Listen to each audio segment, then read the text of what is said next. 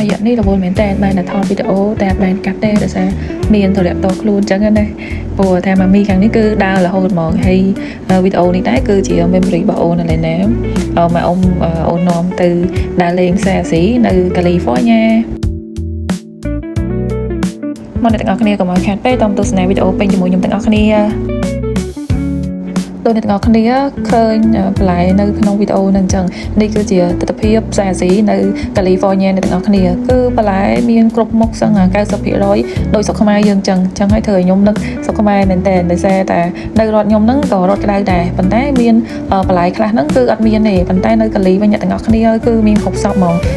ហើយជាពិសេសគឺខ្ញុំហៅស្ពៃនេះស្ពៃកញ្ញាខ្ញុំចូលចិត្តជាងគេគឺយកទៅស្ងោរជាមួយនឹងសាច់ជ្រូកច្រាំដាក់បន្តិចច្រើនតិច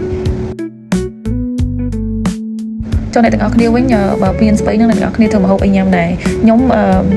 ក្រៅពីយកធ្វើមកលក់គឺខ្ញុំយកទៅស្ងោរហើយនេះជា favorite របស់ខ្ញុំអញ្ចឹងណាហើយលើកនេះដែរគឺជាលើកទី1ដែលម៉ែអ៊ំអូននៅណានាំមកដើរផ្សារអាស៊ីនៅកាលីហើយខ្ញុំមកលើកនឹងអ្នកទាំងអស់គ្នាដឹងមកញ៉ាត់គឺខ្ញុំទិញបានខ្នោឆ្ងាញ់មែនតើរសជាតិដូចស្រុកខ្មែរយើងអញ្ចឹងសំខាន់គឺសាច់ច្រើនជាង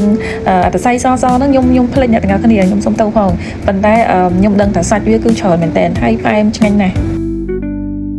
ហើយវីដេអូនេះដែរបើសិនជាបងអូនដែលគាត់បានមើលហើយជាអ្នកដែលចូលចិត្តធ្វើម្ហូបគឺមើលវីដេអូនេះដឹងទៅត្រូវហ្មងមិនមែនបង្ហាញពីរបៀបធ្វើម្ហូបអីទេគឺបង្ហាញពីបន្លែស្រស់ៗថ្មីដូចនៅស្រុកខ្មែរយើងអញ្ចឹងទាំងអស់គ្នាមិនថាតឡាយមិនថាម្រះដែលខ្ញុំបានលើកឲ្យទាំងអស់គ្នាមើលហ្នឹងគឺថ្មីស្រស់ៗហើយគេដាក់ច្រើនហ្មង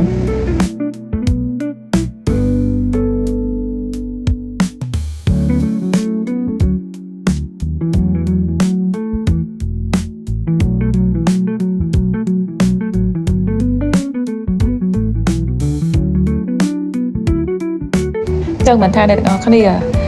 ជឿឲ្យដែលគេថាឮគេនិយាយ100ដងអត់ស្មើនឹងឃើញម្ដងឥឡូវមកឃើញផ្ទាល់ថ្មីគឺជឿដូចគេថាមានថានៅកាលីជារដ្ឋមួយដែលមានសោភ័ណភាពហើយបន្លែរបបញ៉ាំអីហ្នឹងគឺសឹងតែ 80-90% ហើយដែលដូចទៅនឹងស្រុកខ្មែរយើងទាំងអស់គ្នា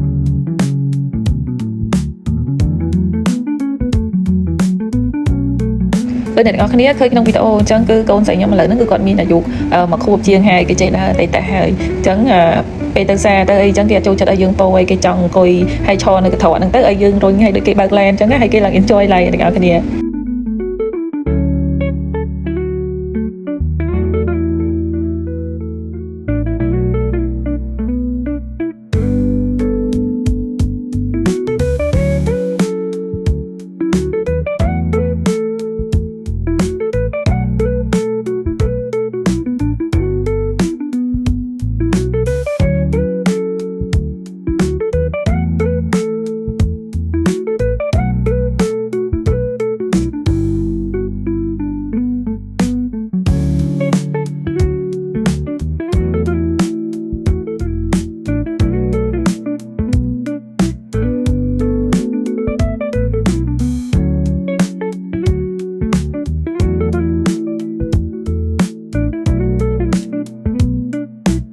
ហើយវីដេអូខាងនេះដែរគឺជាវីដេអូខាងត្រីសាច់ហើយគ្រឿងសមុទ្រចឹងទាំងអស់គ្នា